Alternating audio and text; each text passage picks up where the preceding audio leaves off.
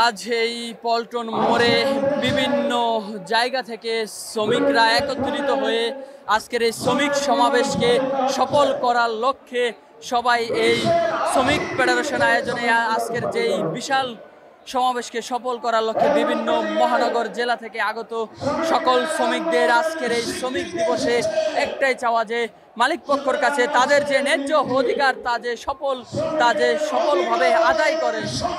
বাংলাদেশে যেন ইসলামী আইন মোতাবেক বাংলাদেশের শ্রমজীবী মানুষের ভাগ্যের পরিবর্তন হয়, তাদের সব ন্যায্য দাবি দেওয়া যেন ইসলামিক পন্থায় আদায় করা হয়।